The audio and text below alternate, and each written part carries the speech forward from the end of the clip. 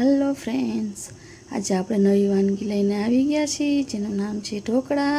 જે ઢોકળા ખાવાની બધાને બહુ મજા આવે, તો આજે આપણે એને બનાવી લઈએ. સૌ પ્રથમ આપણે પહેલે એને માટે સામગ્રી જોઈ લઈએ. સામગ્રીમાં તેલ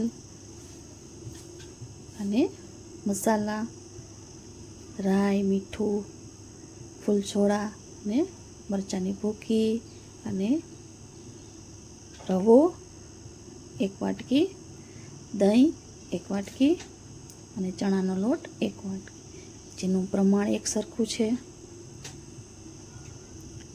એક બાઉલમાં આપણે રવો એડ કરીએ.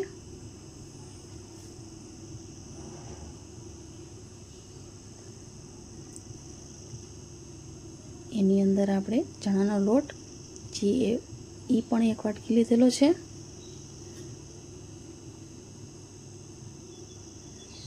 હવે દહીં, આપણે છાશને બદલે દહીંનો ઉપયોગ કરીશું, જેથી કરીને આપણે પાણીનું પ્રમાણ જોઈતું નાખી શકીએ.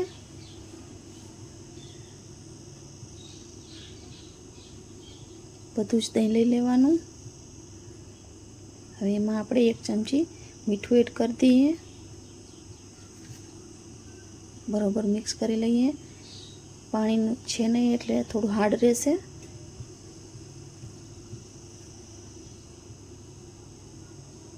હવે એમાં આપણે પાણી ઉમેરીશું.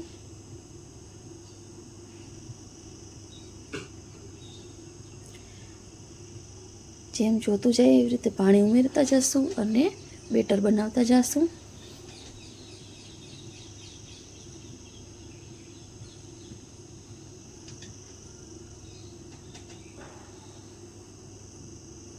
બરોબર મિક્સ થઈ જાય એટલે એમાં જોઈતું પાણી ઉમેરી દેશું. હવે 1 ચમચી ફૂલછોડા લીધેલો છે, તેને પણ એડ કરી દઈએ અને મિક્સ કરી દઈએ.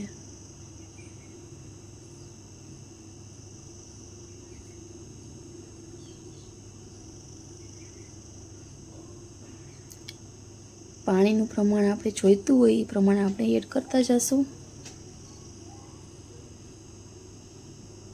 બરોબર મિક્સ કરી લઈએ.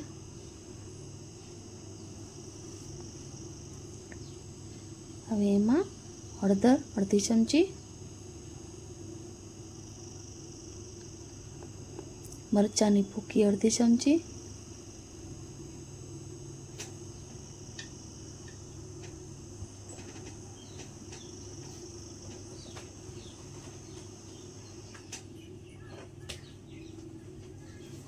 બરોબર મિક્સ કરી લઈએ.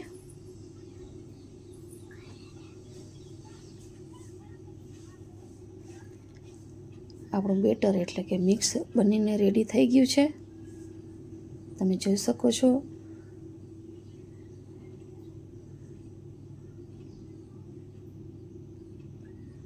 તેલ ઉમેરીશું 2 ચમચી.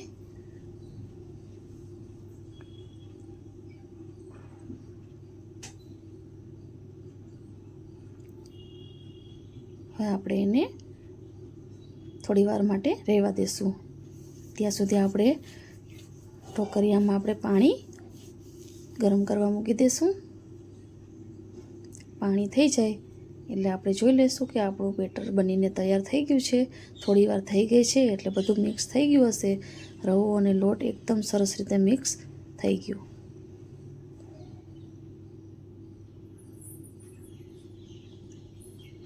હવે એક થાળી કે પ્લેટમાં તમે તેલ લગાવીને રાખી દેવાનું અને એની અંદર બેટર ઉમેરીશું. મેં પહેલેથી તેલ લગાવી લીધું હતું.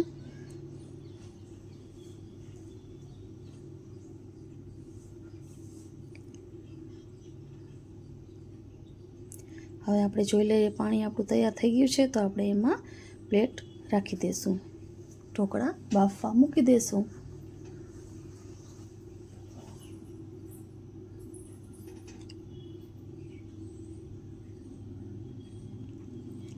પાંચથી 10 મિનિટ માટે બાફવા મૂકશું. વચ્ચે વચ્ચે ચેક કરતું રહેવાનું.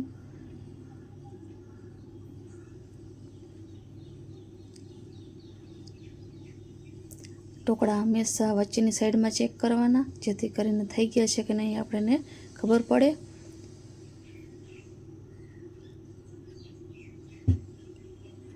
હવે આપણે એને કાઢી લઈશું. આપણા ઢોકળા બનીને તૈયાર થઈ ગયા છે.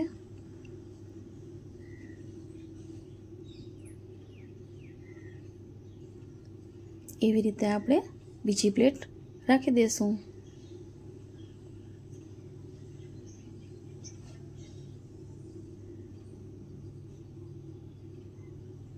હવે આપણા જે ઢોકળા બનીને તૈયાર થઈ ગયા છે એને કટ કરવાની વારી આવી ગઈ. તમે જોઈ શકો છો કેવા ફૂલીને થઈ ગયા છે.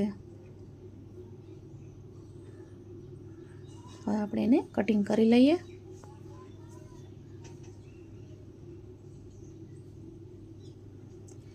કટિંગમાં તમે ચોરસ,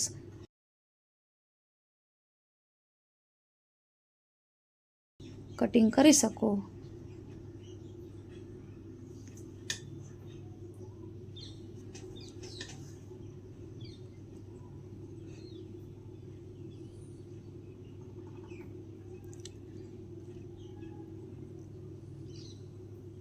ઢોકળાની પ્લેટ ઠંડી થઈ જાય પછી કટિંગ કરવાના છે, જેથી કરીને એ તૂટે નહીં.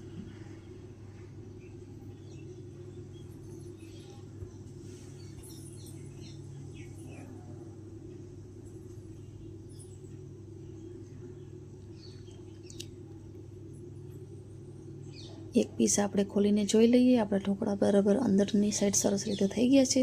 એકદમ સ્પંચી ઢોકળા બનીને તૈયાર થઈ ગયા છે, તમે જોઈ શકો છો. હવે આપણે એનો વઘાર કરી લઈએ. એક તપેલીમાં 2 ટેબલ સ્પૂન તેલ ઉમેરીશું.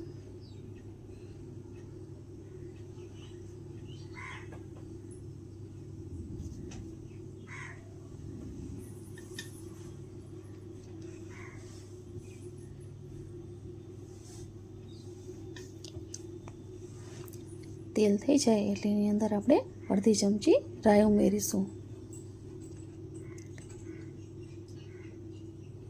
સાથે સાથે જીરું પણ એડ કરી દઈશું. એ પણ અડધી ચમચી લીધેલું હતું. લીમડાના પાન જે હંમેશની માટે હું કટિંગ કરીને નાખું છું, એવી રીતે મેં નાખેલા છે. હવે આપણે ડીશ ઉપર વઘાર ઉમેરીએ. વઘાર તમે 2 રીતે કરી શકો છો. ડાયરેક્ટ પ્લેટ ઉપર પણ વઘાર ઉમેરી શકો,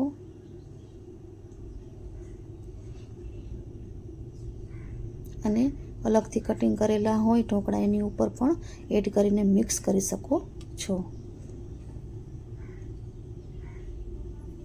2 રીત સરળ જ છે. જો આવી રીતે તમે ઢોકળાનો વઘાર કરશો તો ખાવાની ખૂબ મજા આવશે.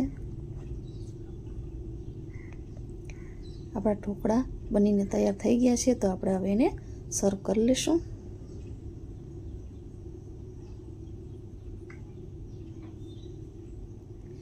મેં ટમેટો કેચઅપ સાથે એને સર્વ કરેલા છે, તો આપણે એને સર્વ કરી લઈએ. ઢોકળા બનાવવાની ટ્રાય કરજો.